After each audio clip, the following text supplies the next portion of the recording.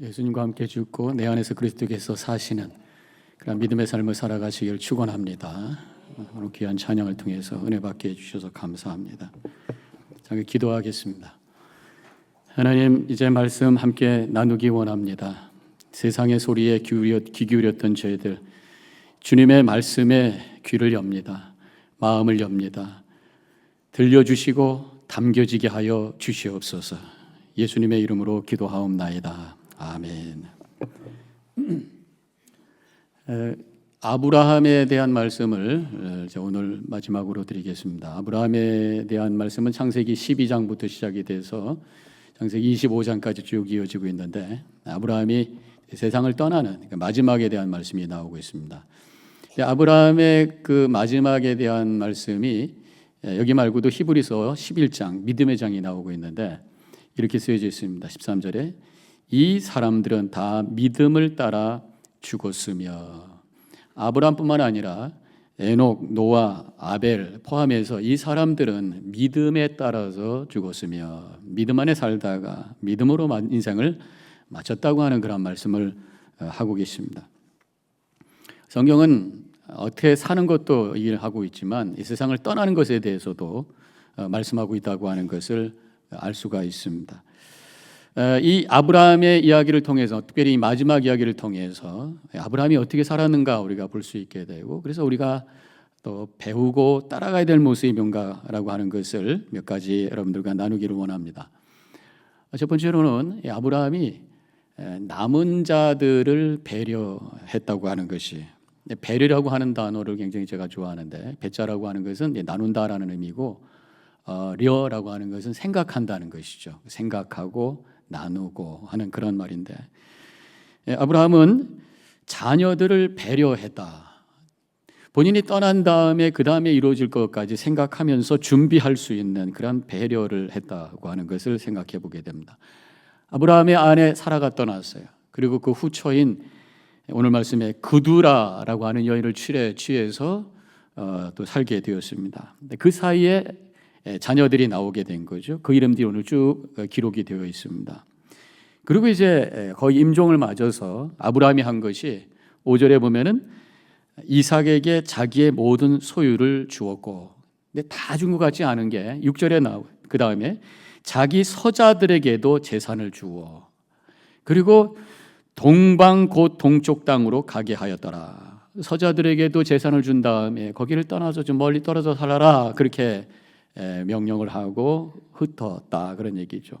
자칫하다 보면 본인 아들과 이 서자들하고 갈등이 생길 수 있는 그런 현실을 이미 알고 그렇게 미리 배려를 했다고 하는 것이에요. 잘 사는 것도 중요하지만 내 가족과 주변에 있는 사람들이 서로 좋은 관계로 앞으로 살아가는 것까지 생각하는 것도 굉장히 중요한 부분이라고 하는 것을 아브라함 이야기를 통해서 알게 됩니다. 아브라함과 같이 이 자녀들이 우리에게 있어서도 내가 떠난 다음에 우위 좋게 잘 지낼 수 있도록 미리 준비하는 것도 지혜로운 것이다라는 생각을 해보게 되죠. 오래전에 한국에 박사가 거의 없던 시절에 미국에서 경영학 박사를 받으시고 한국에 돌아오셔가지고 사업을 하시던 분이 계셨습니다. 아주 유능하신 분이기 때문에 회사도 잘 세우고 계열 회사가 8개까지 되는 아주 성공적인 삶을 사셨던 거예요. 근데 어느 날 갑자기 몸이 너무 안 좋아서 병원에 갔는데 의사가 가족들을 불러가지고 얘기를 합니다. 아주 중병에 걸렸다고. 그래서 다시 회복될 기미가 없고 아마도 1, 2주면은 이제 떠나지 않겠냐고 그렇게 말씀을 하시는 거예요. 이 가족들이 굉장히 충격을 받았습니다. 그래서 직접 말하기가 어려워서 교회를 다니고 있었기 때문에 목사님께 부탁을 하는 거예요. 목사님께 굉장히 어려운 부탁을 한 거죠. 그래서 임종을 알려주시고 그 다음에 또 한 가지 부탁을 하는데, 이 양반이 재산 관리를 혼자서 해가지고 어디에 뭐가 있는지 모른다는 거죠. 그래서 재산도 좀 알려주고, 그 다음에 그 8개 되는 그 기업을 지금 자녀들이 7이 되는데 어떻게 나누어줘야 될지 미리 좀 얘기해 줘야지 나중에 큰 문제 생기지 않도록 그렇게 목사님께 부탁을 한 거죠. 목사님이 가셔서 말씀을 나눕니다. 먼저 예배드리고 하나님의 말씀을 나누고, 근데 그 아프신 분이 장로님이셨어요. 그래서 이제 용기 내십시오 말씀하고 기도한 다음에 장로님, 지금 장로님께서 아프신 것이 이게 의학적으로는 다시 회생될 기미가 없다고 합니다. 물론 하나님께서 기적으로 역사하시면 나을 수도 있겠지만, 그래서 재산을 지금 다 어떻게 나눌 건지를 결정하셔서 유언장을 쓰시는 게 지혜로울 것 같습니다. 그렇게 정중하게 조심스럽게 말씀을 드린 거예요. 그랬더니 이 장로님이 누워서 끙끙거리시다가 갑자기 눈을 칵 뜨더니 내가 죽긴 왜 죽어 소리를 지르시고, 그리고 그날 저녁 때 그다음부터 이제 아주 코마 상태에 들어가셔가지고 한 열흘 계시다가 그냥 그렇게 돌아가셨다고 하는 거예요. 근데 그다음부터 문제가 생긴 거죠. 큰 많은 재산과 이 회사를 이거 어떻게 해야 될지 서로 얘기를 안 해놓고 가셨기 때문에 형제들끼리 이제 싸움이 시작이 된 거란 말이에요. 그래서 몇 년 동안 법적 시비를 하다가 결국 회사들은 다 거덜나고, 또 이 가족들끼리는 서로 원수 중에 원수가 돼가지고 큰 상처받은 그런 상황이 되었다는 얘기가 있습니다. 우리가 많이 종종 듣는 얘기 중에 하나겠습니다만은, 그분이 돈을 버는데 성공하셨지만 마지막 준비, 남은 자들을 향한 배려를 준비하지 않으셨기 때문에 참 가족끼리 원수를 만드는 그런 어리석은 상황이 되었다고 하는 것이죠. 물론 이 이야기를 들으면서 여러분들이 이런 생각하시겠죠. 나는 남길 것도 없어요. 그래서 있어도 축복, 없어도 축복인 줄로 믿습니다. 어쨌든 오늘 이 6절에 있는 말씀에 보니까 자기 생전에라는 단어가 나와요. 아브라함이 생전에 죽음을 받아들이는 준비를 하고 있는 모습이라는 거죠. 우리가 미국에 살고 있지만 이 미국 사람들은 젊어서부터 이 유언장을 미리미리 준비한다는 거예요. 물론 중간중간 바뀌면 그것을 또 새로 어저스트하고 그러는데 굉장히 현명한 것이라고 생각합니다. 물론 재산이 많아서 그렇게 준비하는 분도 있지만 꼭 재산이 아니더라도 어떤 분은 내가 떠났을 때에 화장을 하라고 하든지 말든지, 아니면 또 이렇게 호흡기를 언제 빼라든가 뭐 이런 것들에 대해서 미리 지침을 줘야 자녀들이 힘들지 않고 갈등하지 않고 잘 그려서 진행할 수 있다고 하는 얘기죠. 내가 사는 것도 중요하지만 우리가 마지막을 잘 준비하는 것도 또 지혜로운 것이고 또 믿음의 모습이라고 믿습니다. 우리 한국 분들은 어떤 죽음에 대한 얘기를 굉장히 타부시해요. 그렇지만 우리 믿는 사람들은 영생을 믿기 때문에 얼마든지 죽음에 대한 얘기를 우리 쉽게 해야 된다고 그렇게 저는 생각해요. 죽음이라고 하는 것이 우리 믿는 자들에게는 문 하나 열고 다른 차원의 삶을 시작하는 거기 때문에 그렇죠. 그래서 이 마지막을 준비한다고 하는 것, 나만 잘 사는 것이 중요한 것이 아니라 남은 자를 배려한다고 하는 것, 마지막의 모습을 아름답게 마무리한다고 하는 것, 아주 신앙의 중요한 모습이라고 하는 것을 깨닫게 됩니다. 제가 목회하던 어느 교회에 연세가 좀 있으셨던 여자 권사님이 계셨는데, 그분과 대화하는 중에 그 권사님께서 그렇게 말씀하셨어요. 저는요 어디 멀리 가면은 가기 전에 꼭 뒷정리를 잘하고 가요. 그렇게 말씀하시는 거예요. 왜 그래요? 그랬더니 혹시 갔다가 못 올까봐, 못 왔을 때 마지막 모습이 추하지 않기를 원해서 그렇게 깔끔하게 정리하신다는 거예요. 그때 제가 말씀드렸던 것이 한 10여 년인데 아직도 지금 건강하게 잘 살고 계시더라고요. 근데 그런 마음을 갖고 사는 게 참 아름답다라는 생각을 했던 적이 있습니다. 아브라함이 이러한 그 마무리를 잘하는 그런 삶을 살았다고 하는 것을 보게 되죠. 그러면서 오늘 본문의 말씀을 통해서 또 한 가지 깨닫게 되는 것이, 이 아브라함은 만족한 삶을 살았구나, 이런 깨달음을 갖게 됩니다. 8절에 이렇게 기록이 되어 있어요. 그가 나이가 높고 늙어서 기운이 다하여 죽어, 이렇게 나와 있습니다. 영어 성경에는 Abraham breathed his last and died at a good old age, 이렇게 되어 있어요. 여기서 good이라는 단어가 나옵니다. 다른 성경에 보면 full of years, full이라는 단어가 나오고 good이라는 단어가 나오는데 상당히 긍정적인 단어잖아요. 물론 아브라함이 175세까지 살았으니까 장수를 한 셈이고요. 그리고 재산도 많았기 때문에 성공한 인생이기 때문에 뿌듯한 마음으로 그렇게 만족한 삶을 살았다라고 생각할 수도 있지만, 그것보다도 히브리서 11장에 있는 말씀에 근거해서 믿음을 따라 살다가 죽었던 인생이기 때문에 그는 만족한 삶을 살았을 것이다, 이런 깨달음을 갖게 됩니다. 그가 75세에 하란에서 출발하고 7절에 있는 말씀처럼 175세에 세상을 떠났어요. 그래서 100년 동안 그는 하나님과 동행하면서 살았어요. 그렇기 때문에 그는 만족한 삶을 살았을 것이다라고 하는 것이죠. 창세기 17장 1절에 보니까 나는 전능한 하나님이라 너는 내 앞에서 행하여 완전하라. 하나님께서 아브라함을 향해서 내 앞에서 행하라. 어디 가지 말고 나하고 함께 동행하자. 그렇게 말씀하셨어요. 또 21장 33절에 보니까 영원하신 여호와의 이름을 불렀다. 아브라함이 하나님 앞에서 하나님을 부르면서 하나님과 동행하는 삶을 살았다고 하는 것을 여기서 알 수 있어요. 그렇기 때문에 아브라함은 만족한 삶을 살았다고 하는 것입니다. 하나님과 동행하는 삶이 만족한 그런 삶을 살게 만들었다고 하는 것을 알 수가 있어요. 레오나르도 다빈치라고 하는 분이 화가죠, 유명한 화가죠. 그분이 이런 말을 했다고 그래요. 잘 보낸 하루가 편안한 잠을 선물하고 잘 보낸 일생이 편안한 죽음을 선물로 준다. 그런 말씀을 했다고 합니다. 아브라함은 하나님과 동행하면서 일생을 정말 만족하면서 살았다고 하는 것이죠. 어떻게 살았길래 그는 만족한 삶을 살았을까? 말씀을 통해서 깨닫게 되는 것이 아브라함은 은혜를 경험하면서 살았다고 하는 것이 깨달아집니다. 하나님과 동행하면서 살았다.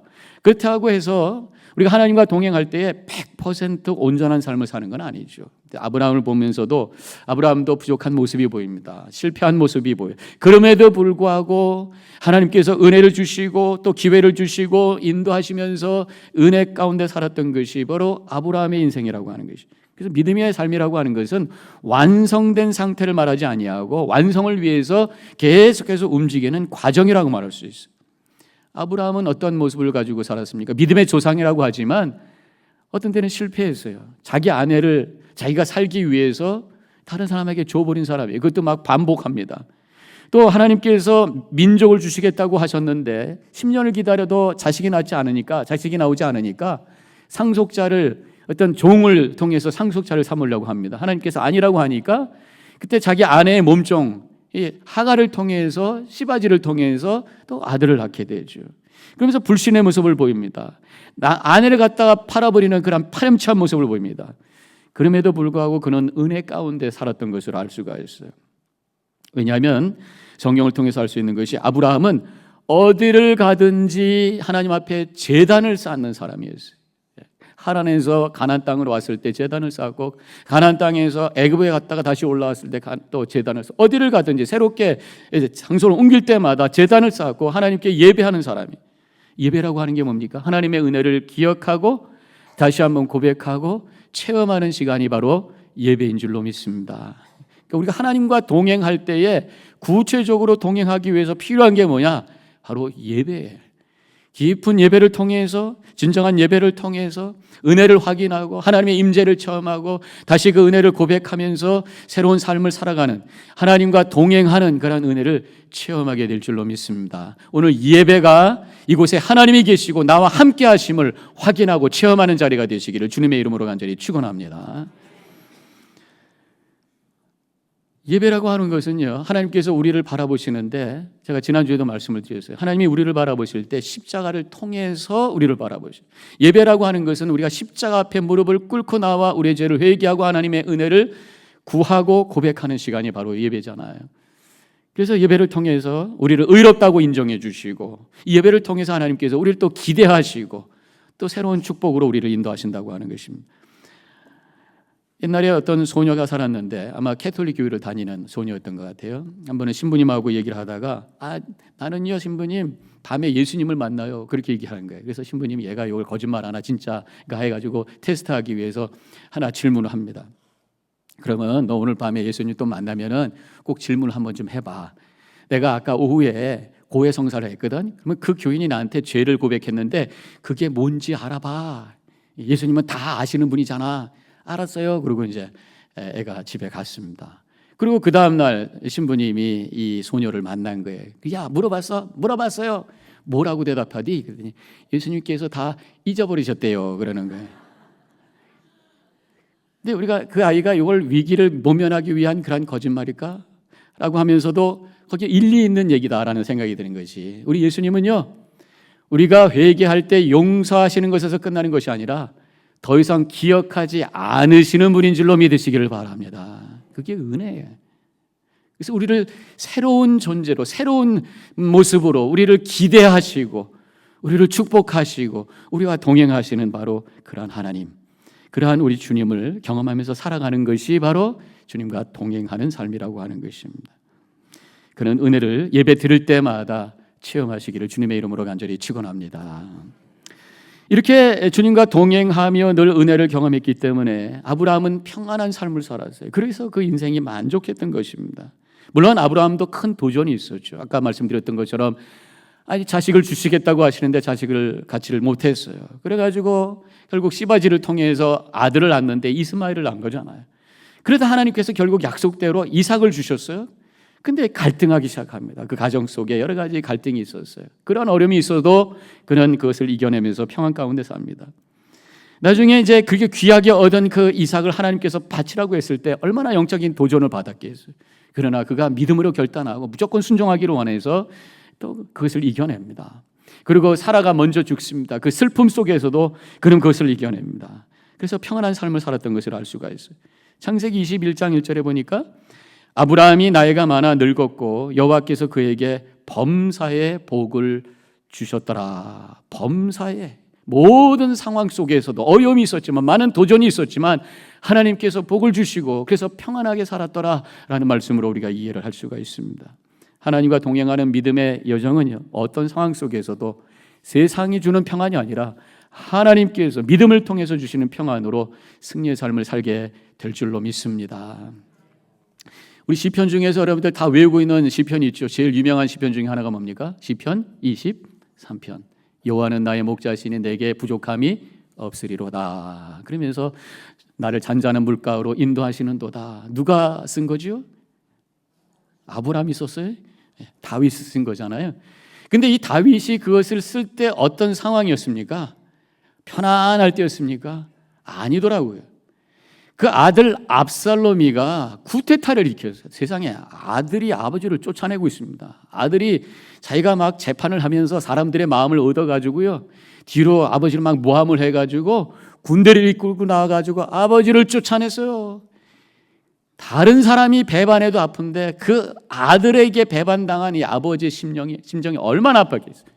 그래서 피해서 도망가는 그러한 과정 속에서 이 시편을 쓴 거예요.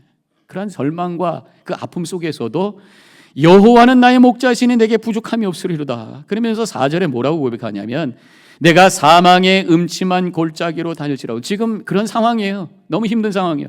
해를 두려워하지 않을 것은 주께서 나와 함께 하심이라. 그렇게 고백하고 있어요. 어떤 상황이더라도 하나님이 나와 동행하시기 때문에 나는 하나님이 나의 목자라고 고백하며 내게 부족함이 없습니다 고백하며 승리했던 이 다윗의 믿음, 우리 모두의 믿음이 되기를 주님의 이름으로 간절히 축원합니다. 아브라함은요, 또 보니까 그의 삶이 복의 통로로 살았더라고요. 11절에 오늘 본문에 이렇게 쓰여져 있습니다. 아브라함이 죽은 후에 하나님이 그의 아들 이삭에게 복을 주셨고 이삭은 부엘라 헤오리 근처에 거주하였더라. 그렇게 쓰여져 있어요. 하나님께서 아브라함에게 복을 주셨는데 그것이 이삭에게로 흘러가고 있다고 하는 것이, 아브라함이 세상을 떠난 후에도 하나님께서 그 복을 계속해서 그 후손에게 흘려보내고 계시다. 하나님께서 아브라함에게 이미 약속했던 것 중에 하나가 복의 근원이 될 것이라고 말씀하셨어요. 그래서 창세기 12장 3절에 보면 땅의 모든 족속이 너로 말미암아 복을 얻을 것이라, 그렇게 약속해 주셨습니다.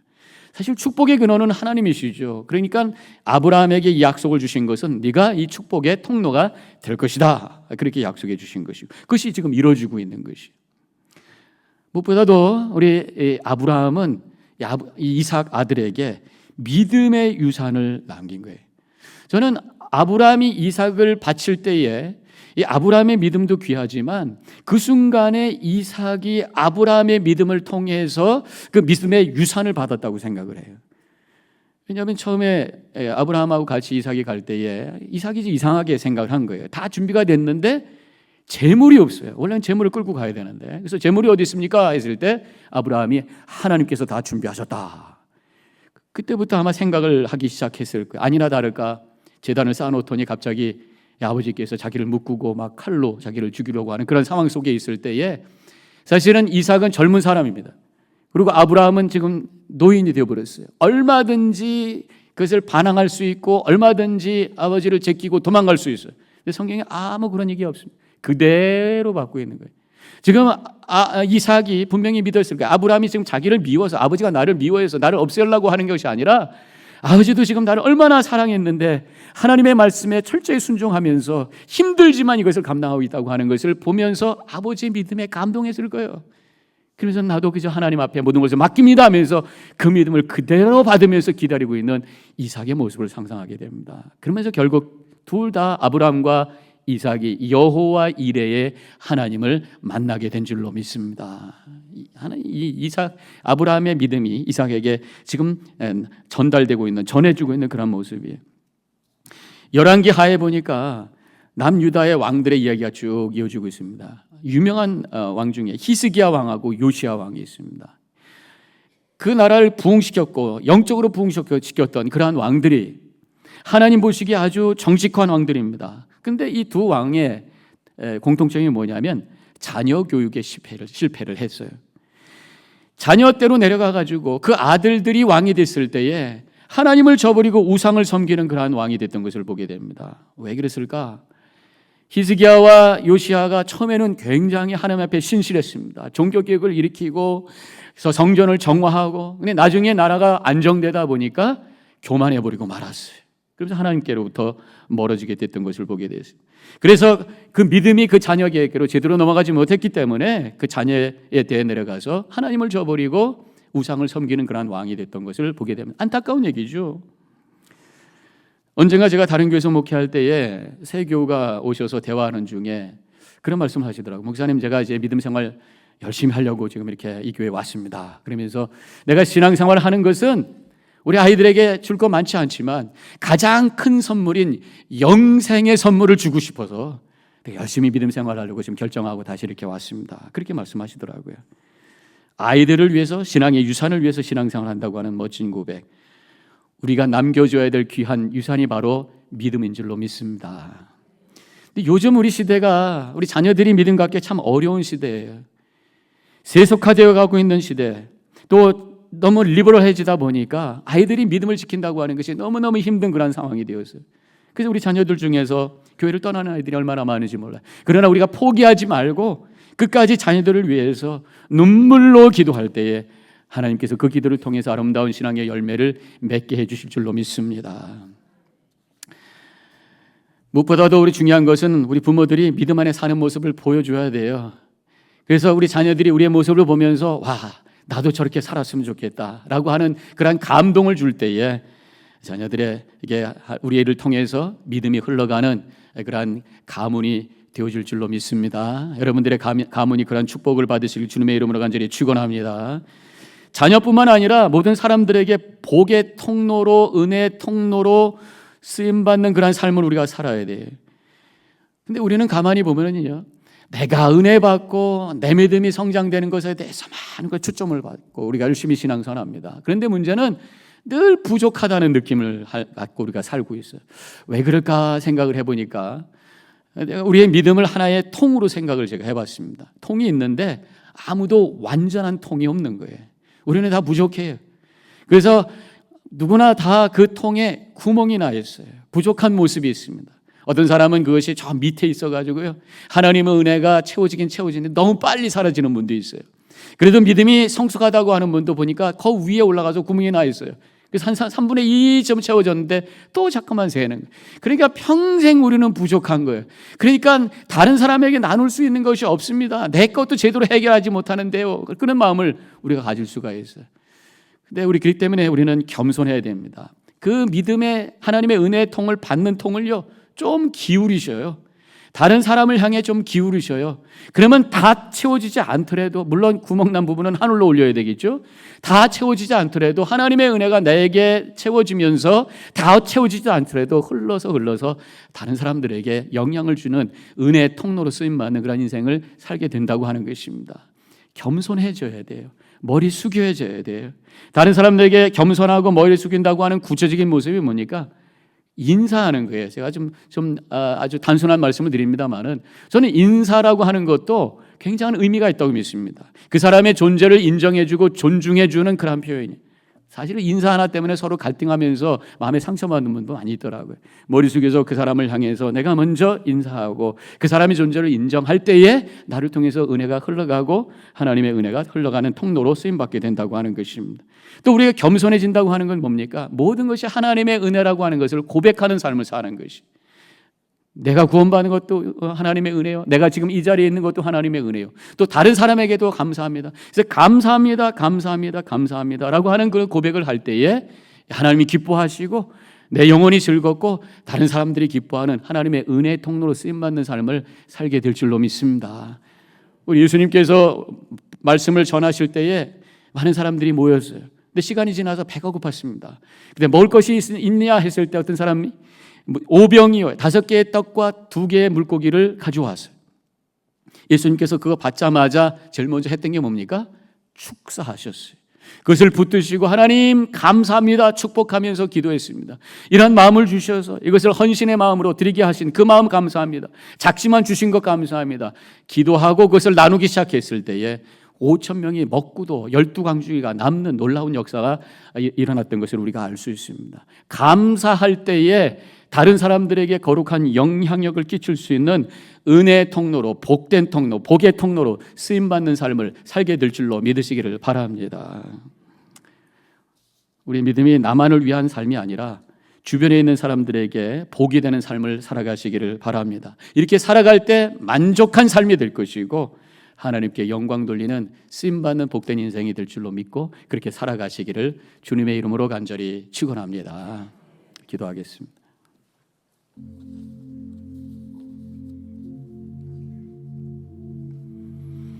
아브라함의 삶을 보면서 우리가 어떻게 사는 것이 하나님께서 원하시는 아름다운 삶이 될 것인가를 생각해 보게 됩니다.